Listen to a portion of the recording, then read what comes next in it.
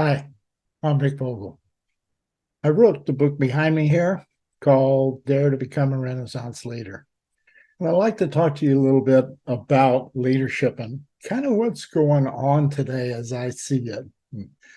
I guess I'd like to explain why I think I'm qualified to talk to you about that. I have probably somewhere in the neighborhood of 20, 25 years of actually leading people in organizations, large organizations, billion-dollar organizations, many of them international.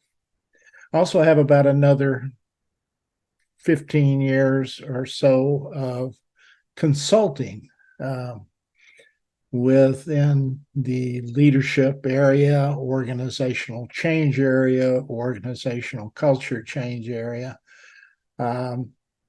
And then since I retired from that, and I've kind of come back out of retirement a little bit, not to necessarily become a consultant and that again, but to write this book and spent about 5 years looking into what's been going on with leadership since around, I don't know, 2015, 2016, that area. I also understand what we haven't done that we could have done. It would have been great to do had we had the knowledge to do it at the time. And that's where becoming a Renaissance leader, Dare to Becoming a Renaissance Leader came into play. I've recognized as I look back of all of that experience I had, and I look and did the research, the content research to explain what's going on in leadership, and more importantly, then what is actually happening with leadership and corporations today. So I have a research background to some extent, and I use a lot of research-based material as I was developing people. So I have a good grip on being able to look at data that's coming out there to us today from research companies like Pew and Gallup and DDI and other research companies that have done research on leadership, where organizations are coming from, employee satisfaction, employee engagement, all those kinds of assessed areas, and where people look at how corporations are operating or performing and the role that leadership plays in that. So in addition to that, I have a graduate degree in interpersonal communication, organizational communication, which I have used all of those 40 years to help develop leaders. So you cannot lead without interpersonal communication. It is by definition a role that requires interpersonal communication. You can't lead without it. So I've spent a lot of time helping people to be successful at using interpersonal communication to lead people. What I am trying to tell you is we have spent a lot of time developing leaders. We've spent billions of dollars every year, continually increasing every year for the last 4 decades on leadership development. Yet we find ourselves in a declining perception of leadership and a declining employee engagement and employee satisfaction level in corporations today. And you have to ask yourself why. We're spending that much money on leadership development. You can see it, it's spewed out everywhere, particularly since social media came into play. Everybody's gotten into that game. And they are trying to do it from a social media marketing perspective. There are a lot of people professing to be coaches, professing to be mentors, talking about being able to develop leadership. Some of these people have advanced degrees like I do, masters, and some of them have PhDs. And I'm here to tell you that the degrees don't make you a good coach or mentor for leadership. Okay. What really probably is more effective is when you've been a successful leader and successfully developed other leaders over a long period of time. Now, there is somebody who might be able to help you understand what's going on as a leader because they've been there and they've done that. There are many people in this social media world right now that have not had that kind of experience. They kind of go out and they'll conduct maybe a week or two or a month long engagement, or maybe they've had a few one-on-one sessions with people. That isn't going to get you to the point of being a good leader. Now, the other thing I want to mention is in this last 5 years, I've been doing a lot of content research and talking to people and talking to a lot of employees. You'd be surprised when you sit down in a lounge somewhere and you're sitting there and you're having a drink. The amount of people you talk to over 5 years, there can be a lot of people. Many of those people, when you ask them how are they enjoying their work, what's good, what's bad about it, because that's the icebreaker. That's one of the icebreakers in communication on the impersonal communication side of the continuum. What do you do for a living? Oh, I work at so and so. Oh, you do. Like I was up, for example, in Michigan for the last 6 years. I talked to a lot of people from the automotive industry and all the tertiary groups that go along with that. The people that produce parts and the foreign companies that are over here that are, importing, exporting, those kinds of things. And when you talk to those people, I got a real good sense over the last 5, 6, 7, 8 years that we were declining in leadership perception and we were declining in employee interest in making the company successful. And some of that has to do with the gap between high-end owner, executive level people in an organization and your average worker down there who's actually producing all the money that those people make.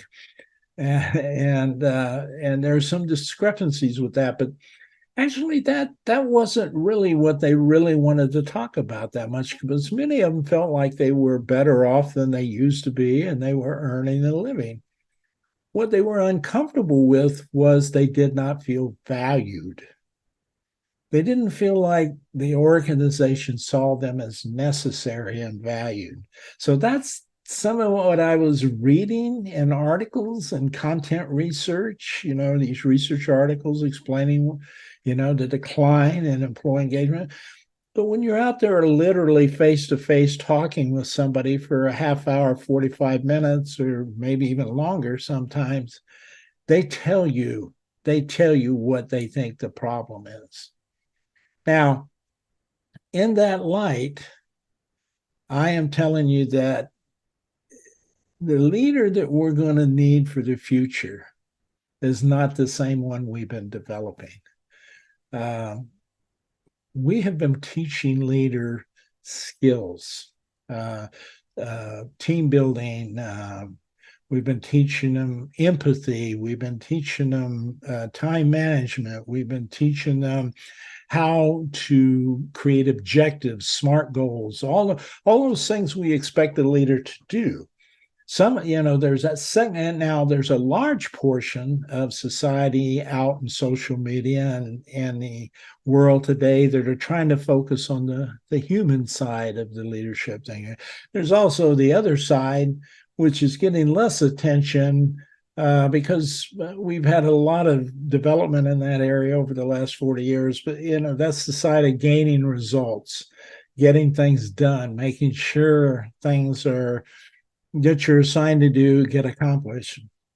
On the employee side, there's a big emphasis now about trying to be more humanistic with people, and that seems to be one of the areas that is frustrating organizations in getting their goals accomplished, and also turning people over and having to hire new people and those kinds of things.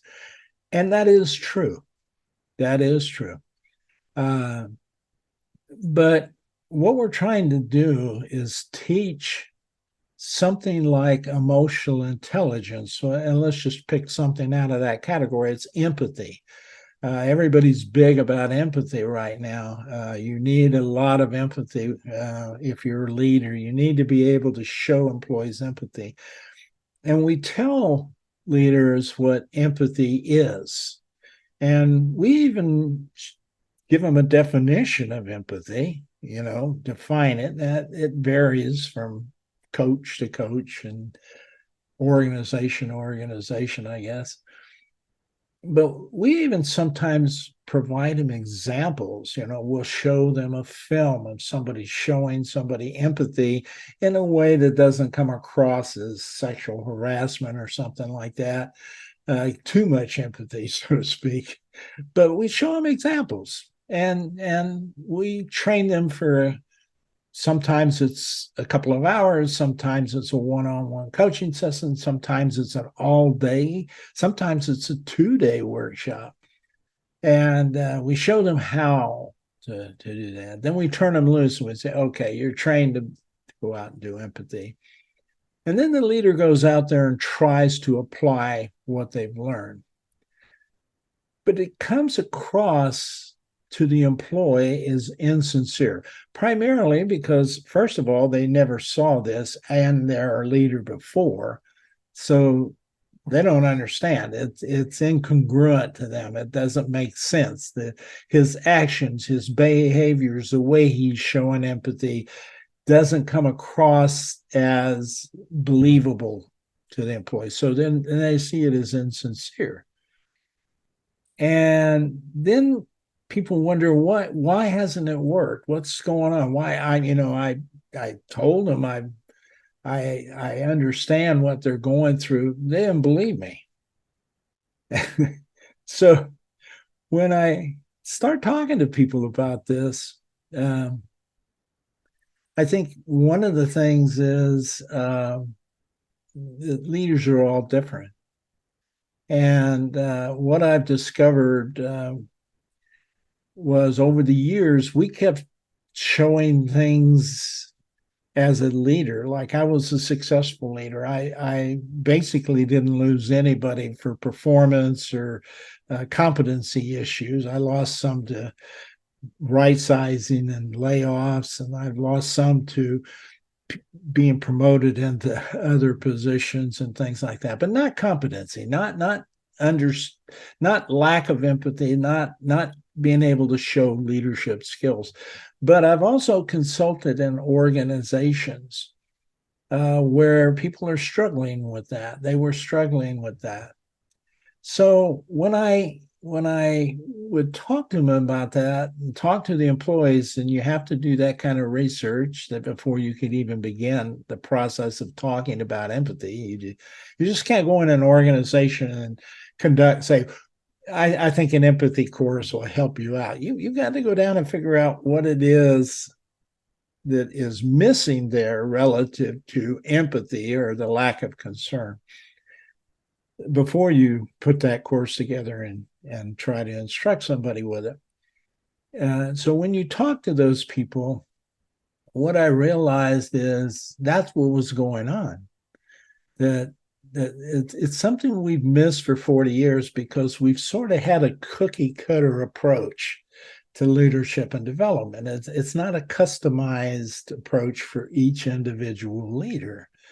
And so we've spent a lot of time bringing people who we thought did a really good job and were liked by the employees into a leadership role, which is considerably different when you step out of being part of the gang into, guys, I need you to get behind me and let's get this done. That there's a change there that employees don't necessarily adapt to easy. And if the leader isn't ready, and by that I mean we have not really spent time in leadership development taking a leader off to the side and getting that leader to understand what they know about themselves.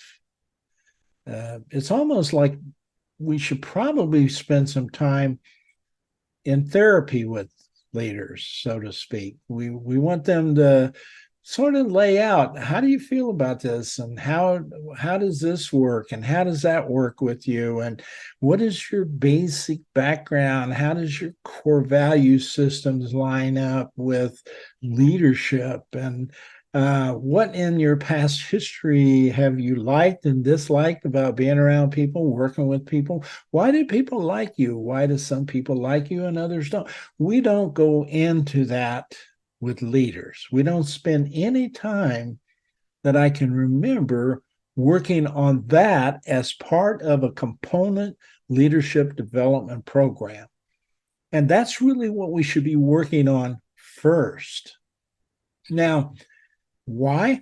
Some of us have that background and it comes, I don't know where we got it or how we got it in some cases for a lot of people. Some of us have been successful in that background. So when we want to go in and coach and mentor those who were successful with that kind of background, basically could talk about, this is where storytelling comes in. People could talk about, oh gosh, here's what happened to me, and let me tell you about this experience, and oh my God, it's like having beers across the table or coffee in the morning, however you want to look at that, and it's casual, and people relate to that coach because they know they've been through it, and they feel confident. It helps them to kind of decide, well, how can I be that way? And we go, I don't know. You have to try it. And then if it doesn't work, come back. We'll talk about what went wrong. And that's the kind of coaching that's been going on for years and years and years. And successful coaches were successful leaders, tended to be successful coaches. And they help people become more successful. I saw that. I did that. Where people couldn't were the people who, for some reason, it didn't fit them. It wasn't who they were. I've seen people promoted into positions. I've seen sales managers promoted into, salesmen promoted into sales managers. Because they did a real good job and everybody liked them. They thought they had a good system. Maybe they could come up and show everybody else what they were doing. And but once you make that transition, that leadership role, the whole concept of connectivity changes. And somehow some people haven't been trained or haven't been in it long enough to know how to cope with that or adjust for that. So that's what was going on. And I was trying to figure out why we didn't know that. And then in the last 5 years or so, particularly the last couple of years, where I've been looking at neuroscience and the psychology side of it, I realized, we never had the information that we have today. Today, we can look at neuroscience, which is attaching probes to your physical body or head, and then asking questions that associate with all of these behaviors that we know successful leaders tend to believe and behave like. And we can see what parts of the brain are actually being stimulated when they deal with this. And so when you take an MRI and you can visualize what's going on in the brain, you associate it with what the person is telling you was successful and some of the frustrations they've had and all those, it kicks off certain parts of the brain, which brought up in the I think in the 1990s, and we started talking about the left brain, right brain, but I'm not sure everybody had a clear picture of it back then. But by the end of like 2012, 2011, 12, somewhere in there was a clearer picture. And the clearer picture said the left side of the brain is your safety security side. It's the side that has a judging aspect to it that makes you hesitant, that guards you, or where you throw up your defenses and you're not open into anything that might be perceived as harmful based on your history and your experience, etc. But then they began to realize if you could do certain things, that exercises, sort of exercises like you do for your biceps or triceps, you can exercise certain parts of your brain. And one way to do that, one exercise, was to stop thinking in that guarded defensive way of the left brain. It's necessary. We don't want it to go away. There's a role for it, but it's kind of like, yes, once that's up there and you have that guarded protective defense about what somebody is doing or saying, you can stop it by just simply taking a second and not thinking about it. And the way you do that is to replace that thought process with a different activity that your brain has to concentrate on, like meditation. Okay. And then you come back in, and lo and behold, what was happening is the right side of the brain was beginning to kick in. And that is we begin to notice that that's your creative side, your side that allows you to open up and see things in a different perspective, be more clairvoyant, be more calm, more sensitized to what's going on around you, emotionally engaged, that side of the brain. And so what happens is when you look back, like a guy like me who, was a successful leader and developed successful leaders, when you look back at why what you did worked, you begin to see that you were focusing more on those, you were teaching those people to pretty much, look, you have to calm down and not be upset by that. And really what that was doing is saying, you need to you put your left brain into a stop mode. Yeah, it's okay for you to be frustrated. I don't want you not to be able to do that. But you need not to stop. You need not do that all the time. You need to stop and relax and think about it a little differently. What if you thought about it this way? So when we were talking to people that way, that's what we were doing. We were sort of stopping their judgmental and negative, well, not negative, but judgmental and protective brain functions, and we were opening them up to use the other side of their brain, which was more focused on creative, innovative ideas. And what came to me is through this research that I've been doing is that when we develop people, we don't take time out to spend time on the person to help them focus on that. And it was primarily because in most of the statistical surveys and assessments, the really highly valid and reliable assessments didn't have that element in the assessment. And before we would go to work on people, at least from my perspective, I would always do assessments to see where things stood. Well, I never had an assessment as I was developing people that would measure what we call a positive aspects of somebody, a positive intelligence or positive intelligence quotient ratio. What percentage are you engaged in being more positive versus more judgmental, so to speak.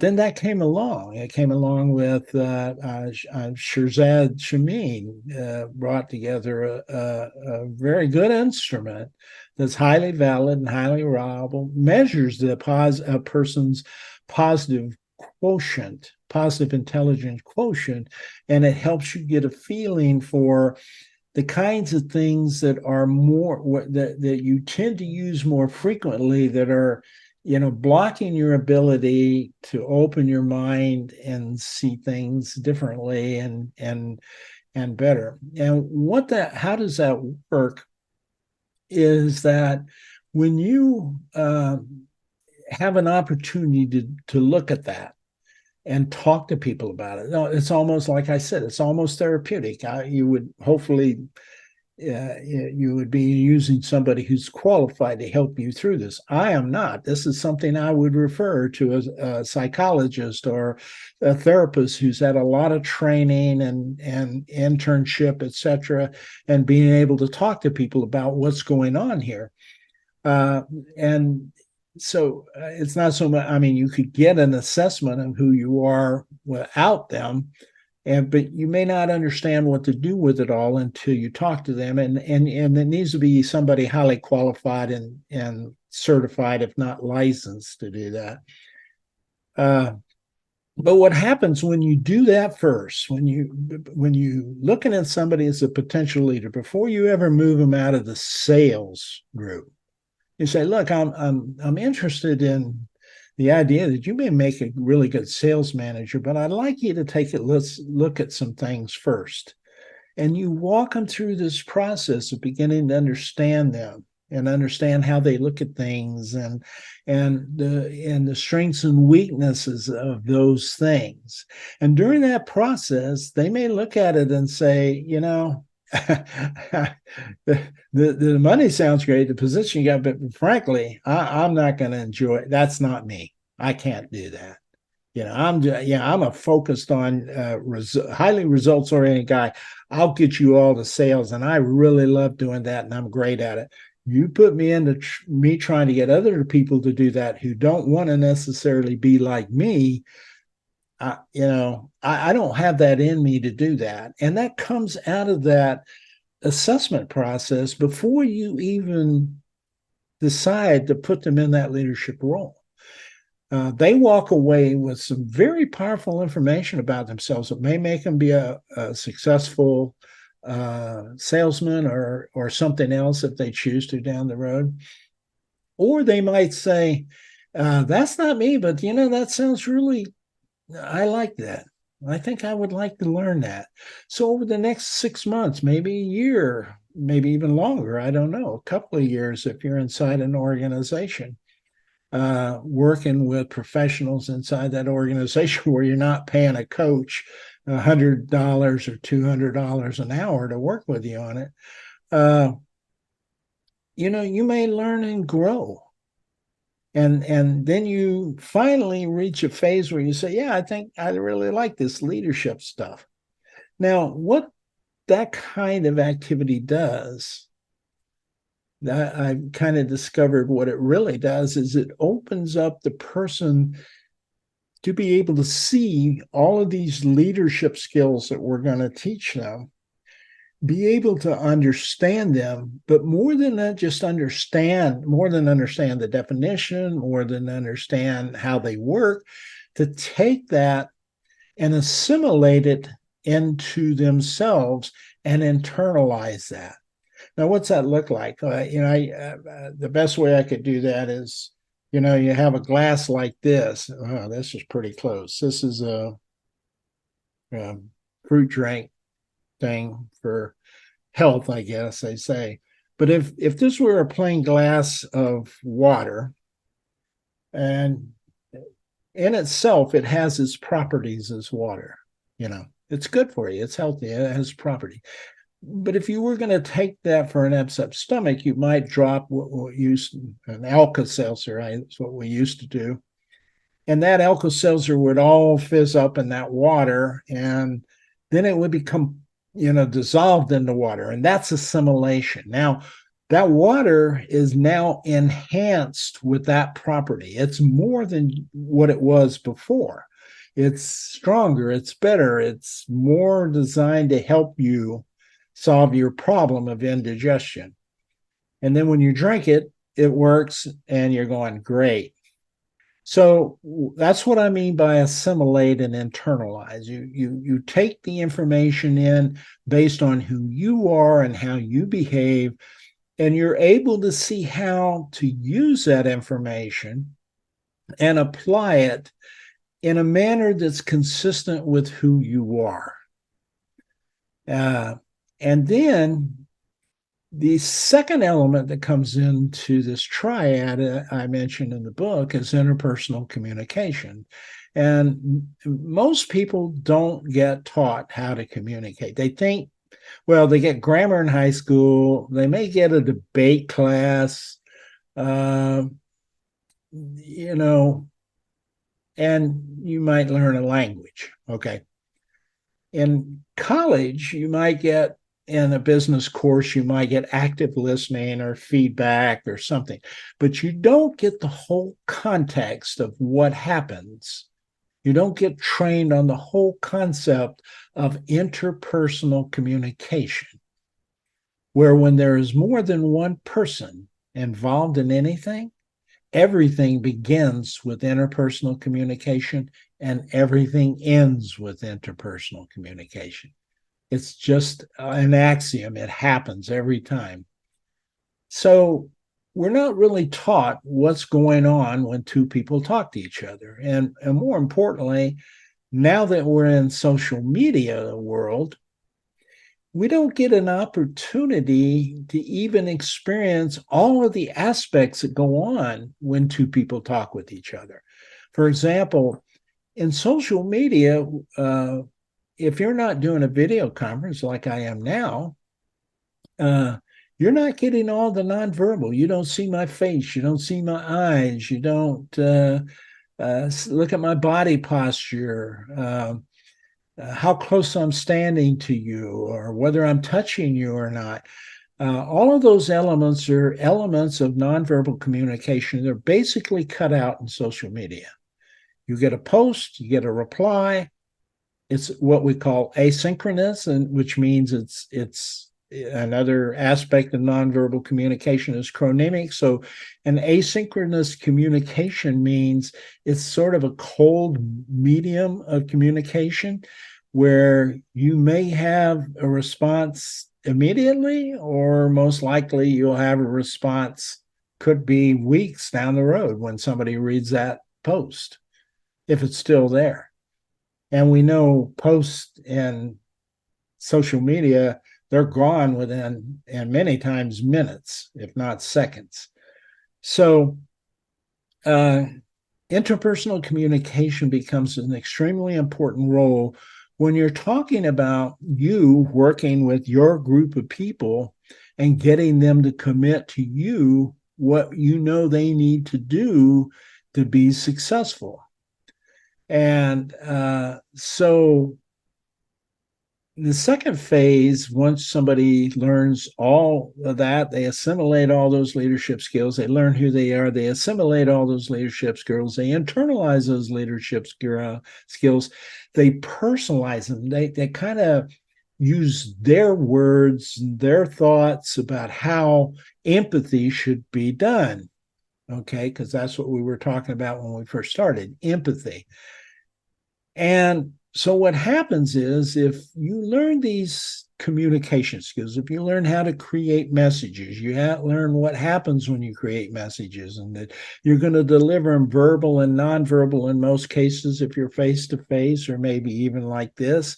But that part of that is in the nonverbal side. People are looking at your eyes, they're looking at your face, they're looking at your body posture. They're looking at how you move and when you're doing it, how close you are to them. A whole series of things are engaged.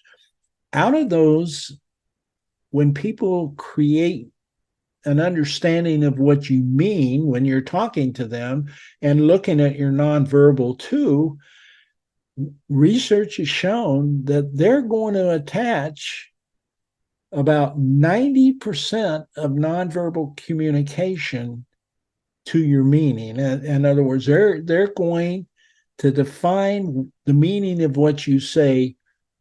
About 90% of the time, that's going to be based on the nonverbal signals you're sending, not what you're actually saying, not the words, not the sound, but the body, all of the aspects of the nonverbal body aspect. So people don't understand the dynamics of that. And that's what causes arguments and incongruity between, bosses say, I told them to do this. I don't understand why they didn't do it. It's because they didn't connect interpersonally. They didn't communicate it in a way that left no doubt about what you were saying clearly. And to do that, for example, when a person's trying to tell somebody something else and they want to convince them of something, which is a large portion of when you communicate, you have to kind of understand that other person and put your words and your delivery of your message into their world, their environment, their culture, their thought process, so that they will then grasp it clearly.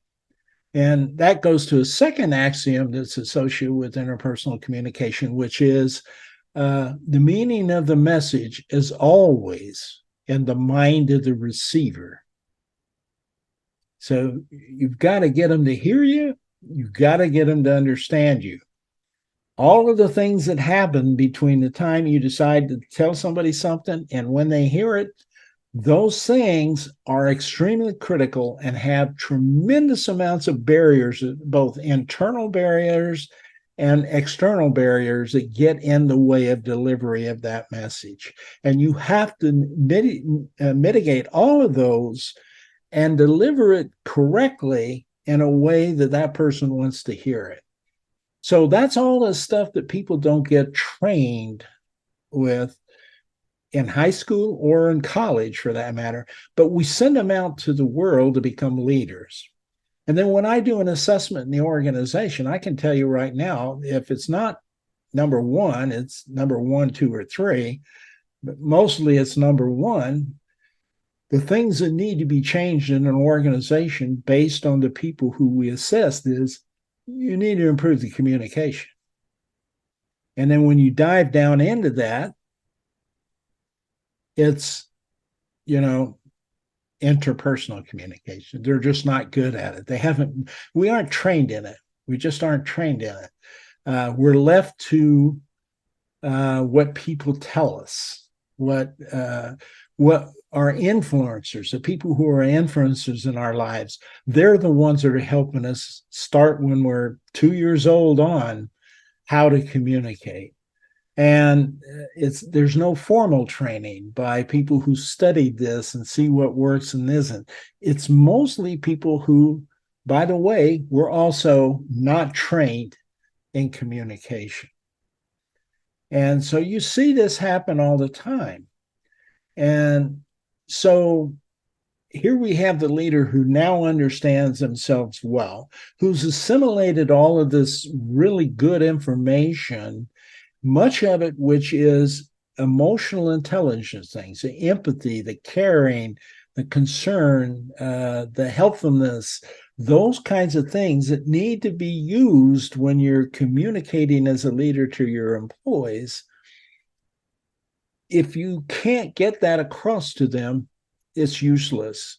But if you combine that real good understanding of who you are and the need for emotional intelligence and really have internalized all of those elements, and you can personalize them, and you know how to now communicate those to your people, what happens is when you're talking to people where there's a great leader who they just would die for, they're telling you, we connect with this guy. He is. It's like we can almost predict what he's going to say and need from us before he tells us. And most of all, he's there when I need him, and I know he cares. So what's happening is that positive intelligence combined with the emotional intelligence, knowledge, and skill level rolled up in ability to interpersonally communicate it effectively means that when a leader now goes down and talks to somebody with that kind of knowledge, the employee looks at him and goes, yeah, he cares. And why does he care? When you ask him, well, what makes you think that? He's sincere. He's really sincere. You can tell it. And that's what's happening. That's what's missing. We haven't allowed the leader to develop psychologically in their own mind who they are as a leader and what that's going to mean, and either reject it and say that's not for me, or if they accept it, to learn all of the aspects that are important about that psychologically, and then learn all of the elements of leading that we need them to understand to get employees to follow them, and then be able to communicate all those things in a way that is them. each individual leader different, all of them showing a sincere, empathetic approach to employees, but they may do it differently. Each one of them may do it differently, but all of them will be perceived as sincere in their approach. And that's sort of what I am trying to help people understand about the Renaissance leader. Now, that takes care of managing employees and leadership, but you could also roll that up into the fact that there's a lot of modality, there's a lot of variance, there's a lot of things happening right now faster than we can even control them. AI for Chat GPT, for example. There's a lot of stuff going on. And there's a lot of changes in workforce and how people are behaving. And a lot of this is driven by the rapidity of communication, the rapidness of communication, and the information overload, where we're just flushing things out faster than we have a chance to absorb them and assimilate them. And there's a lot of factors affecting what's going on in the world today. And the leader of tomorrow is going to be able to have to understand themselves well enough to not only grasp how to get others to do things, but also how to associate that with all the dynamics of what the organization is about, the culture, where they're going, their strategy, their objectives, their goals, how that interfaces with the environment, the customers or the needs, how we're going to assess change as it hits us, whenever something changes drastically. I mean, GPT brought this to me really clearly. It is a two-edged sword. It has a tremendous amount of positives. It has a tremendous amount of potential for threat. And what's happening is the leaders of the future are going to have to be those kinds of leaders who can assimilate things quickly and make decisions that allow them to be flexible and adaptable and change and live in real-time situations when we're confronted with getting data that's asynchronous out of social media. Okay, that's a new skill set. That's something we never had to have before, that we have now, and we've had to have for the last decade or so, but it really becoming extremely important right now. And people who are stochastic and are still living in the 1980s, 1990s, and early 2000s, they're going to get behind if we don't figure out how to switch our development of leaders to at least get this first part in, this idea of understanding who you are as a leader, so that you can then, without a lot of guidance from anybody else, you can pull together the information, process it, internalize it, figure out how to make it work for you and the organization as a leader, but more importantly, convince everybody else that. Okay, because one of the things that employees, there's a lot of things. Well, there's basically four things I tell people, employees build trust around. One of them is congruency. So that has to do with that communication thing I was telling you about. One of them is compassion, which is the emotional intelligence side of things. Another one is competence. And competence is that area that says, hey, this person knows what they're doing. You don't have to be the expert. You don't have to be able to do it better than your employee does it.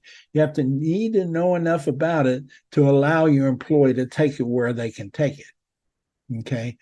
And then the fourth one is consistency. There's consistency, competence, congruency, and compassion. If those things are connecting as a leader, then employees will trust you, and they will go through hell for you. They will, and some of those people who employ emotional intelligence may not be doing it in the way somebody else thinks it ought to be done.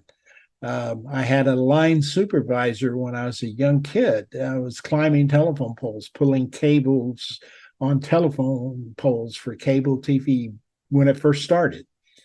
And they had crews, and I had I remember this guy's name was Virgil. He was from West Virginia. He retired out of West Virginia coal mines, and they hired him in there because he was pretty much a guy who got things done through other people real well. And we're talking back in 1960s. Virgil was somebody that every one of us in that company loved. We loved this man. He was our family. You know, he would. But when you messed up, you fell off a pole, you had splinters all over your chest, he would kick your butt and send you back up that pole. But you knew he was doing it because he cared about you. You were going to get the job done, and he would take care of you. And then when you got done with the job, you know, he'd take you in and he'd do the first aid on you. And he was a guy that everybody loved. His empathy was shown differently than someone else would show empathy, but we knew he cared. We knew he cared about every one of us. If somebody was sick, he'd bring food over. You know, that was the more traditional empathy side. But you also knew that from the way that he was driving you. And he would do that differently depending on who you were. Some people he was a little tougher on, other people he wasn't. He could read that in people because people let him in to talk to them. Okay, so that's an example. Virgil was probably an early Renaissance leader. We've had them. The Renaissance leader is not a new term. I didn't create that. I think I brought it back because now we're in a new age. And, you know, the Renaissance came about because of the Dark Ages, and people started saying, hey, we need to learn something different. This is really too dark. We need to get into the light a little more. So they began learning different things, and they were focusing on different things. Mostly it was in the Dark Ages, it was religion and war. And the Renaissance era began to bring in art and science and other kinds of things that open people's mind to the more creative, emotional side of things. So that's what we have to have relative to a leader, is somebody who can begin to evolve and learn and grow and handle a lot of change, and it gets excited about that in the process.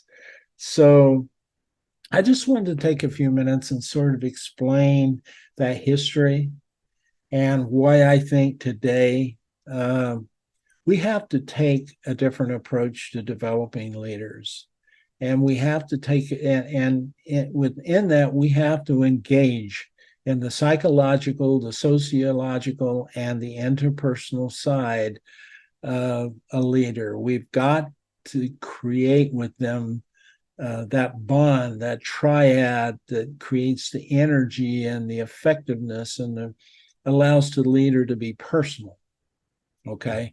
So that when they go to lead people, they come across as sincere and employees want to follow them. All right. I'm going to leave you for whatever you have to do, and hope you have a good day. And I hope you have a lot of luck.